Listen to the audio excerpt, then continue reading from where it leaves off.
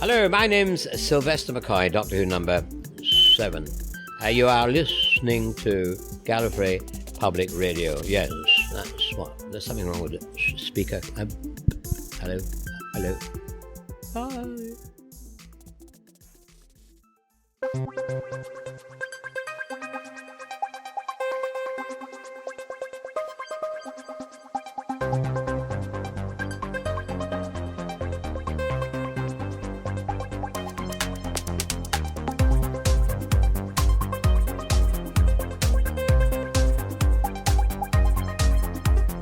This is Gallifrey Public Radio, a weekly podcast dedicated to positive enjoyment of Doctor Who.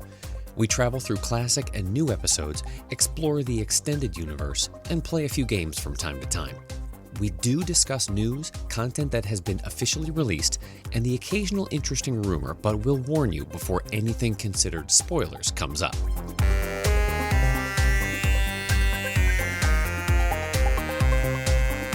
Welcome to episode 376 of Gallifrey Public Radio, where I'm on a pedestal, naturally. Jay has a fancy new gold watch and a cake from the grocery store, and Kier, well, he's putting his belongings in a copy paper box. I'm Haley. I'm Kier. And I'm Jay. This week, we entertain ourselves during our stay-at-home orders by tapping into our treasure trove of Whovian game ideas. So we're pulling from our recurring game show convention panel. Hey, you guys remember conventions? Those were fun. And we're playing a session of Fire, Retire, Admire. Right, so since we've got a lot of time to think through past ideas and revisit them, and hopefully you've got some time to listen to them, hey, how are you? Glad to know you're still listening. Hope everybody's doing well. We're going to go through one of the games that I think we most enjoy when we get a chance to do them on a con panel. And maybe someday, if they remember how cons work, we'll be able to do it again. But let's go through the basic.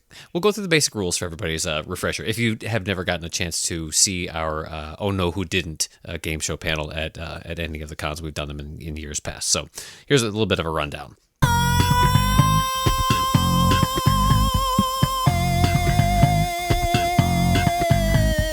The game is very similar, as we mentioned towards the close of last week's episode, to the Marry,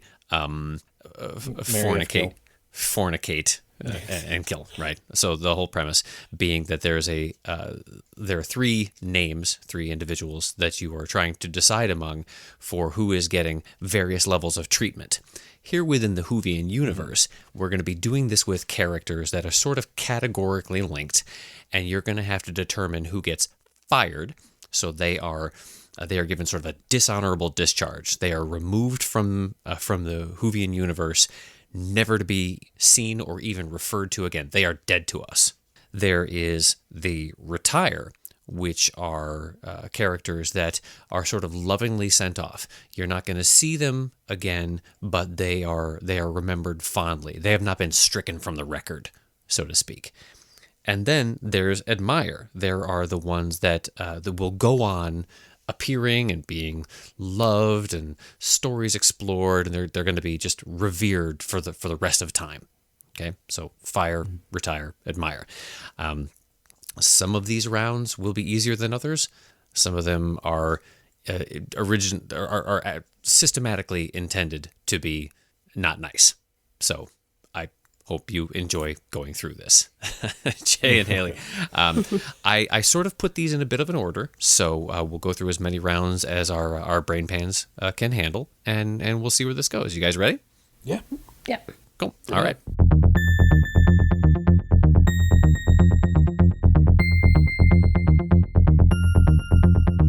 All right, so the first round is what I'm just going to kind of refer to as the power companions. All right, so these are companions that have really endeared themselves primarily to a new Whovian audience, but they are ones that had they exercise some serious strength. They were forces on the show. So, Jay, I'll start with you on this one. Fire, retire, admire with Donna Noble. You knew she was going to be on this. Yeah. Rose Tyler and Bill Potts. Oh, geez. Mm-hmm. Wow, right out of the gate, you're just being cruel. Well, I got to establish precedent here. All right, just because of the way things have played out, as much as I hate to say it, because I absolutely adore her, I'm going to say fire Donna. Wow. Because, well, Okay. she forgot about the doctor. We're not getting anything else from her. She's done. Okay. I'd say retire Bill, Okay. make reference to her because, I'm going purely off of story for these characters right now. That's absolutely fine. It's a strategy. Because it's she went off on her thing, and it's absolutely how yes, we remember her fondly, but she is gone. And then for Rose, I'm going to say admire because we'll get her back as the moment. Okay, fair enough. Haley, what would you do with those three names as far as fire, retire, admire? Well, I'm just going to completely disagree with Jay and flip everything he said, because obviously he's wrong. So, I'm going to start off just because I feel like the character was great for the time she was in, but when you go back to her, it doesn't quite work as well. So, I'm going to say you have to fire Rose Tyler. Okay. I will lovingly retire Bill Potts. I feel like you got her entire story, her journey. She's off on her own adventures now that are separate from the Doctor. So we'll retire her. And then you forever admire Donna Noble because they could bring her back with any Doctor ever, and it's going to be magical. Right. And for her, it would be like meeting the Doctor for the first time all over again. So, okay. Yes. All right. I get it. So that is how Jay was wrong in this round. Very well. All right. We'll see if this holds true. Second round is a little easier to sort of categorize here among the three. So we're dealing with the Paternoster gang. So you have Madame Vastra, you have Jenny, and you have Strax. So, Haley, I'm going to give you first crack at this one. Okay, so I am going... Oof. The fire retire part is the one I'm struggling with. I think I'm going to fire Strax just because I'm tired of potato jokes. Okay. Which means I will lovingly retire Jenny and forever admire Madame Vastra. Okay. All right. I understand that strategy very well. Jay, do you deviate or do you follow course? No, I'm gonna deviate. We can probably retire Strax. He was enjoyable for his time, and we can remember him fondly, but his time is done. Mm-hmm. This is where it gets difficult because I don't want to. As much as I would love to see the 13th Doctor be able to match wits with her, I'm going to fire Vastra. Wow. Wow. Yeah. Okay. Because I think that Jenny could be much more interesting if she weren't constantly played off as a sidekick. Okay, so you think it's sort of an untapped resource. Yeah, I think there's more story potential with Jenny than there is with Vastra. Interesting. Okay, that's a very interesting line of thought. I might want to chase that further down the road. All right, but let's take another grouping of characters that we think we know well, and see if we can't chop it up a little bit. So this would have to do with our team Torchwood. Now, there's a bit of a caveat here because we're looking ahead as we're going through our rewatch. We're just in the first season, so we still have our full cast of characters, but we know in true Whovian fashion that whittles down over time. But if I were to tell you right now to take the legacy and the standing of these characters as we know and appreciate them, Jay, what would you do with Captain Jack, Yanto, and Gwen Cooper? Ooh, I think you got the bum rap. I think that I would rather retire Yanto. I think that he went out, they did him dirty. He should not have gone out like that. But you can't fire Jack. He's got to stick around. There's so much more to be had with him. So yeah, I'm going to say fire Gwen. Okay. All right. Stricken from the record. It hurts me. Wow. But well, the game is designed It must hurt to be so wrong. Go ahead, Haley. So I think I'm going to fire Jack. I don't think he fits in the modern Whovian universe the way he used to. So I will fire Jack and bring on so much hate mail. You can send it to me, Haley at whatever our address is, .com. I will lovingly retire Yanto for the same reason. He got done dirty and I won't do it to him again. But forever admire Gwen Cooper. In fact, I would like to see her with the current Doctor. That would be really interesting. Yeah, it absolutely that would. Okay. Yeah. Her and Yaz can hang out and do copy things. Cop-ish. Cop-like. Not copy things. Like Copper. I'm going to go talk to, I'm going to go set up a perimeter on this side. You go set up a perimeter on that side, and then we'll be completely out of the scene together. All right. Shifting gears over to our villains for the next round. So, Haley, I'm going to ask you what you would do with the legacy and the recurrence, or possibly never to recur again, of the Daleks, the Cybermen, and the Weeping Angels. Okay, so this one's actually easier for me because I feel like the Daleks got played out real hard in a stretch of Doctor Who there. So I'm going to fire them. I feel like every time they do the Cybermen, they do something interesting with them. So I'm going to lovingly retire them because I think we've had too much of them now as well, at least for a while. But we haven't seen the Angels in a while. So I'm going to admire the Weeping Angels and hope that there's an interesting thing to be done with them in the future. Okay. Huh. Jay, where would you go with this? Geez, as much as that hurts me to say, I am 100% agreeing with Haley on this. Okay. For exactly the same reasons? Pretty much, yeah. I really like the Cybermen that we got at the end of the latest series, but they're really struggling to make the Daleks interesting again. But yeah, I mean the Weeping Angels, I'd absolutely love and hate them at the same time, and I wouldn't mind seeing more as long as they leave the Statue of Liberty alone, for the love of God. Yeah, well, New Jersey's got their eyes on that, so that's done. All right, round 5, and Jay, you're going to get first crack at this one, has to do with what I can only really define as the boyfriends. So we've got Danny Pink, Rory Williams, or Pond, and Mickey Smith. This one's fairly simple for me, I think. I'm going to fire Danny. I think that he pretty much all of his character was wrapped up in what motivation he provided for Clara. There wasn't much more under the surface there that I feel like we need to explore. So fire Danny. We can retire Mickey because we saw a fantastic character arc from going from the bozo to the well-rounded character. He absolutely loved his arc, but that story's done. But I will always admire Rory. He was constantly played up as the underdog and turned out to be just an absolute tremendous asset to the team. He's originally tagging along, but turned out to be one of the ones we remember the most fondly. Okay. Haley, where would you go with this? So for me, again, the fire retire part is the part I struggle with a little bit because Mickey annoyed me so much early on that I feel the need to fire him. Yes, he got better later, but too little too late. So I will fire Mickey. I will retire Danny. But yeah, Rory's your ride or die. You have to admire him. All right. The sixth round is what I'm just going to refer to as the support squad. I was going to do something that went full unit with this, and I decided to sort of roll it back a little bit and just take it as characters who were there in a true supporting fashion. So, Haley, you're going to get first run at Kate Lethbridge-Stewart, Harriet Jones, Prime Minister, or any role that she carried along her iterations, and Osgood. Okay, so I'm going to fire Harriet Jones, just because I don't want to fire anybody else. I will retire Osgood. I feel like we've gotten a lot from her.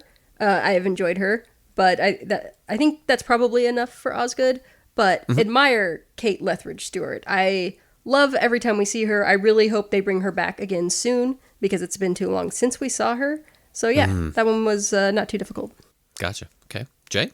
So yeah, I agree with Haley. Fire Harriet Jones. It's tough because I absolutely love both of these characters.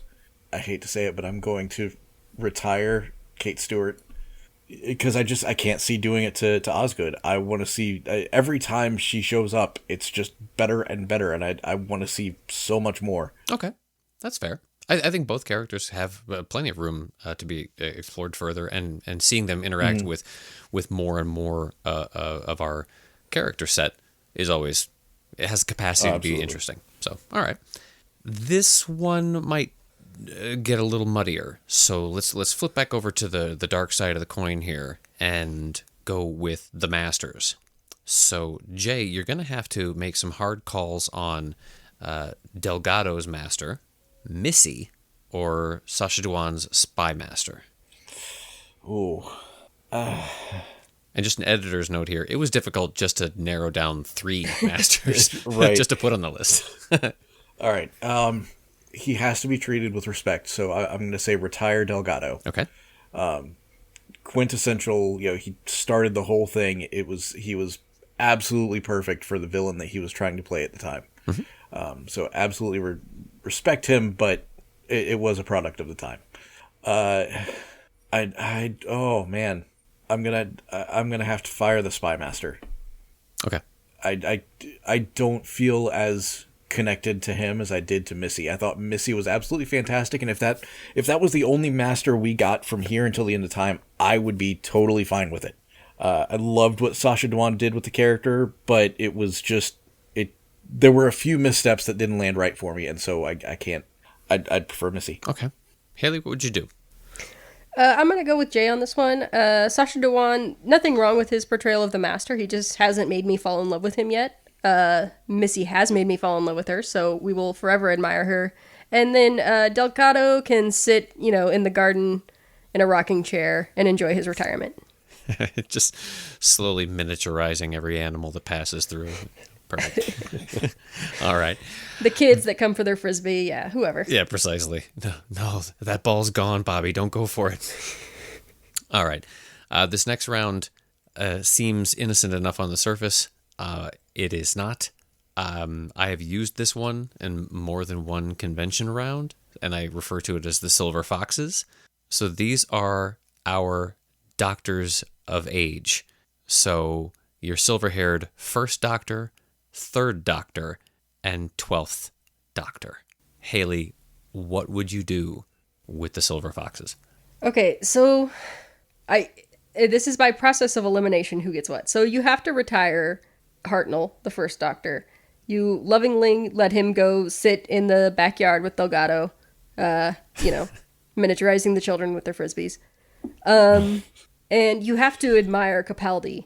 Like, what else could you possibly do? Which unfortunately means you end up firing Pertwee. Through no fault of his own. Okay. It's just simply because someone has to take the bullet. I get it. Okay. Yeah, sorry, John, there were budget cuts. No other choice. It's not you, it's us. Yeah. All right. Jay, would you differ? No, actually, I don't think it's... I'd absolutely 100% admire Capaldi. I mean, I've gone on record multiple times talking about how he is my doctor. He is absolutely everything that I think of when I think of the character of the Doctor. The other two are hard though. I mean, I really could go either way, but Hartnell gets the edge simply because he was the first. If not for him, we wouldn't have any of the others. So fair. Okay. Yeah. All right. I'm not going to let up on you because our next round has to do with classic companions. So, Jay, I'm keeping you in the hot seat for this, as you have to make your decision with Joe Grant, Jamie McCrimmon, and Leela. Oh, dang it. Yeah. Okay. Admire Jamie. I can't. He's absolutely my favorite classic companion. Barely edging out Sarah Jane, but he's the front runner. Mm-hmm. I've got to retire. Oh, and I hate to do this. I'm going to retire Joe Grant, and that means I've got to fire Leela just because of the execution. Okay. Had they treated her better, had they treated her more like a character and less like eye candy, it might have come out differently. But based on what we were given in the show, I got to make that decision. Okay. Haley, where would you rest on this? So I also have to fire Leela. Just the character was not executed as well as she could have been. So she gets executed. So I understand the love for Jamie, but he's just not for me. So I'm going to retire him. And that means I get to admire Joe Grant.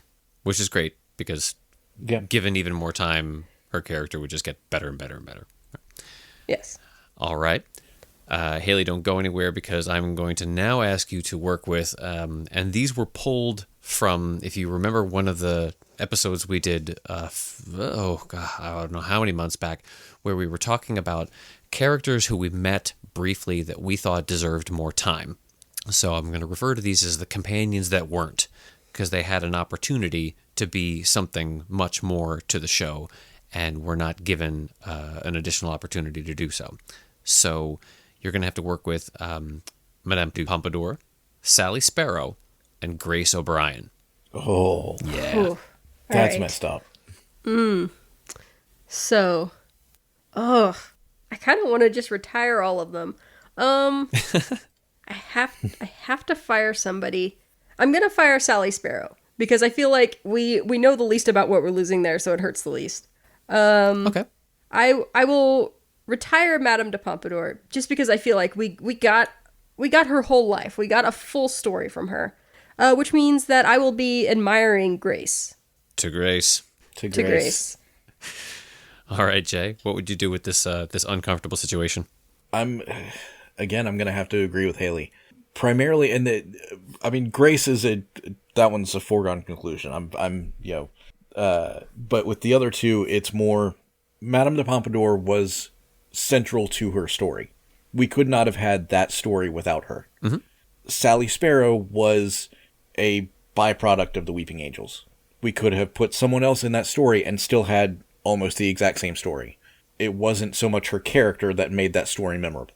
She was a great character, but it wasn't her that made that story for me. Okay. Whereas with Girl in the Fireplace, you could not have had that without Madame de Pompadour. Got it. Okay. Absolutely understood. This is mean. Yeah. We're yeah. The category name says it all. So for this round, we're dealing with our space fam. So Jay, you have to look squarely in the eye to Graham O'Brien, Yasmin Khan, and Ryan Sinclair, and make this call. I know exactly what I'm going to do. I'm worried about the backlash for actually saying this. I'm going to retire Graham. I absolutely love him, but everybody has to fall into a category. So I'm going to say retire Graham. And I think we've gotten plenty of Ryan, so I'm going to admire Yaz. I want to keep her around for as long as possible. And unfortunately, that means that Ryan's getting cut. Okay. Clean out your desk. Don't talk to security on your way out. All right. Haley, would you jive with this, or would you deviate? Yeah, I mean, this is a brutal choice you've put on us, but I think I have to agree with Jay. Yeah, for pretty much all the same reasons. I just feel like there's so much more that we can get from Yaz. You can't... Well, it's because we win a whole series without getting anything from her. Right? Yeah, there's nothing you can do to make me fire Graham. So I'm sorry, Ryan, but please don't take our stapler on your way out. You are allowed one desk plant, but only one. All right, this last round, I could not name it any other way. I'm just gonna call it like it is. This is gonna hurt. So, Haley, since and what was the rest of this? that was you picking at the edge of the Band-Aid so that you could get a decent grip on it, and now you have to make the decision on how fast and in which direction you're gonna tear. So, Haley, you've got Sarah Jane Smith, the Brigadier, and Wilfred Mott. What the heck? Oh. Who didn't love you enough? So not only is it painful for us, but also... I've been trapped in this house for a long time. We're going to get so much hate mail. Send it all to Keir. He's the one that made us do this. Yeah, exactly. That's KEIR at GallifreyPublicRadio.com. Oh, trying to figure out whose supporters are going to send the least hate mail. This was... let's see. Let's work backwards from this. So I am going to admire Sarah Jane Smith. Okay. I am going... it's going to happen. I'm going to retire the Brig, which leaves me no choice but to fire Wilfred Mott. Did not see that coming. But hey, you got to make a choice. Wow. What do you got, Jay? Okay, I'm sorry for the extra work this is creating for you, Keir, but you are f***ed up. You realize that? You twisted son of a...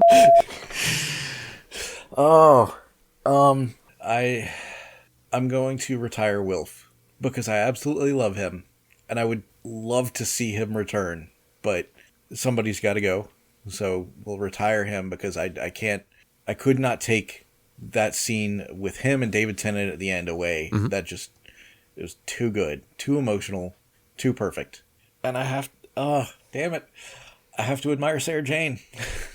All right.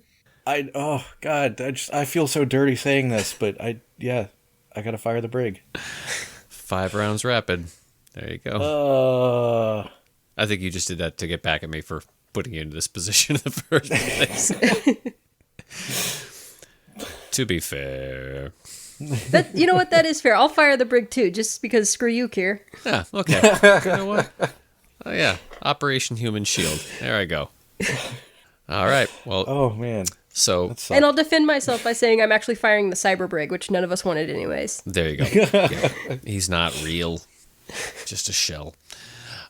So there you have it. That is Fire, Retire, Admire. That is normally a number of rounds beyond what we would get to in our own Know Who Didn't game show panels. We normally get through about 3 or 4 of those. So this was a full smash.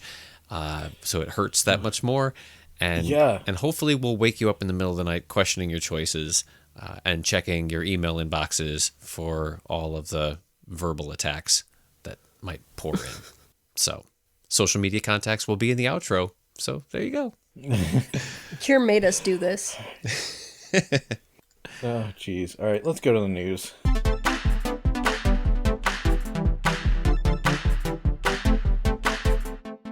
I was worried until the last moment that we were not going to have a whole lot of news material to share, because as we were getting through a good chunk of the week since our last recording session, it was kind of quiet. We were doing, we had a few of the live tweets that were being scheduled or being in the planning stages.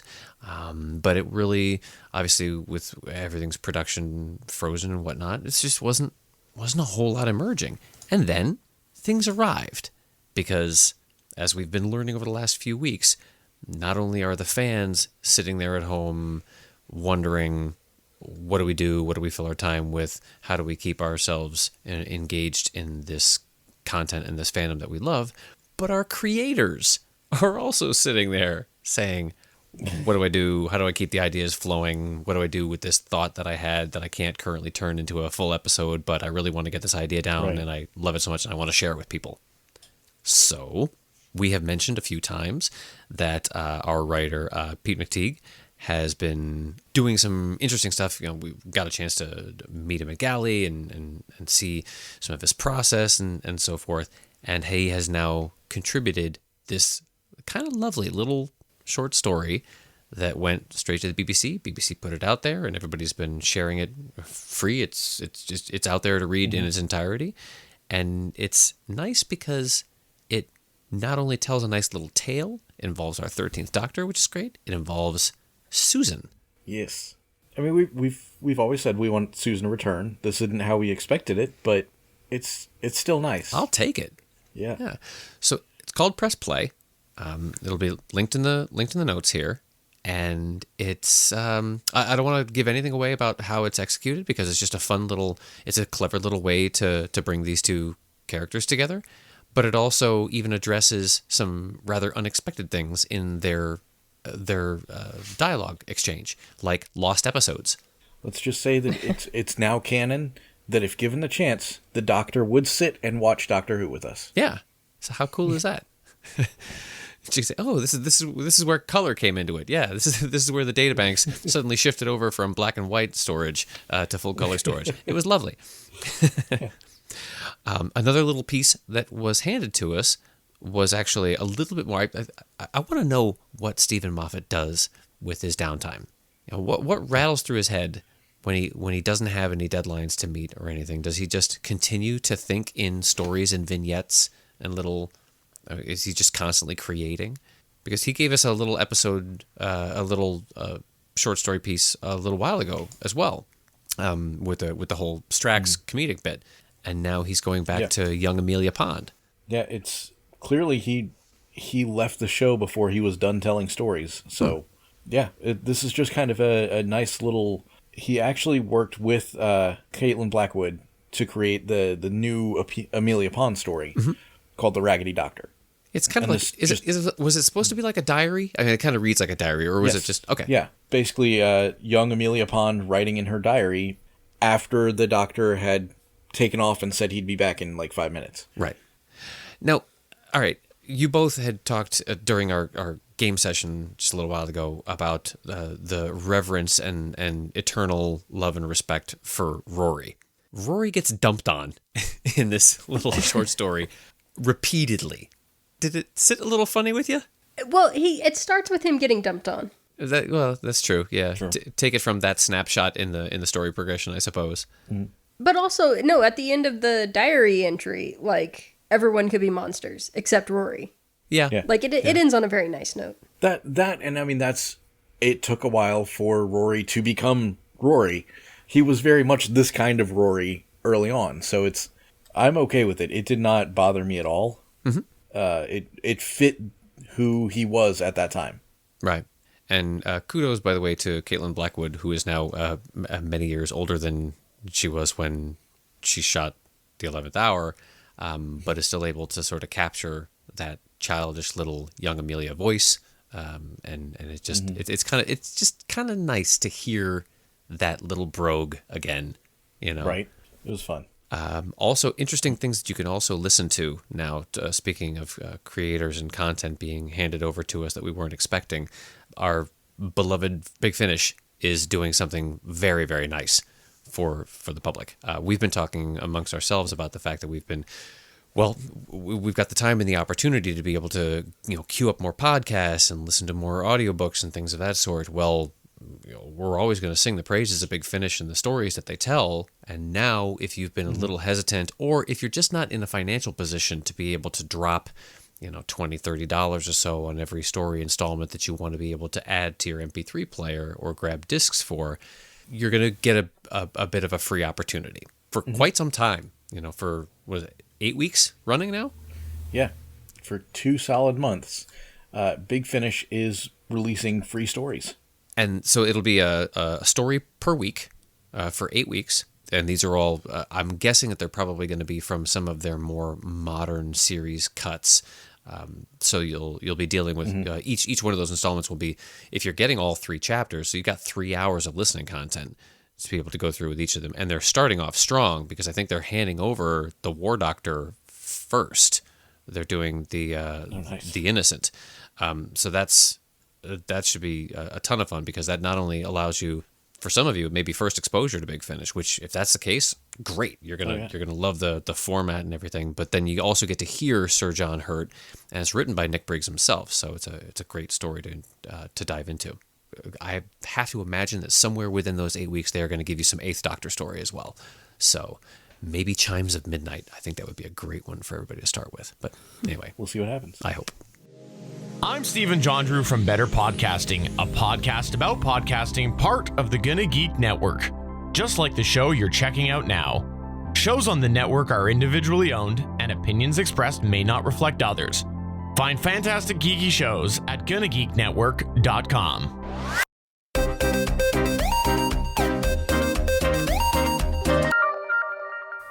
Well, next week we'll be coming back with our classic rewatch and starting out season 17 strong with the creature from the pit.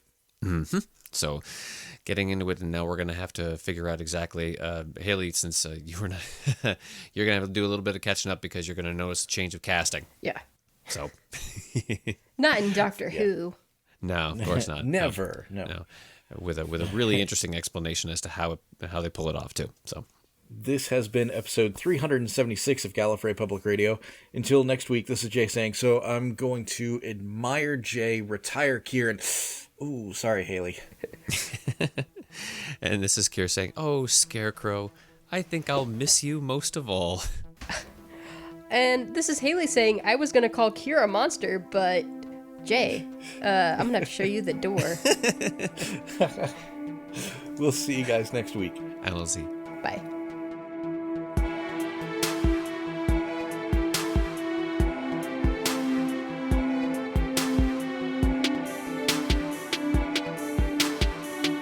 Thanks for joining us for another episode of Gallifrey Public Radio. Want to keep the conversation going? You can find us on Twitter, Facebook, Instagram, and YouTube, or just send us a good old-fashioned email to feedback@gallifreypublicradio.com. You can also give us a phone call at 754-225-5477. That's 754-CALL-GPR, and you may hear your voice on a future episode of the show. Everything's got to end sometime, otherwise nothing would ever get started. Join us next week for a brand new episode.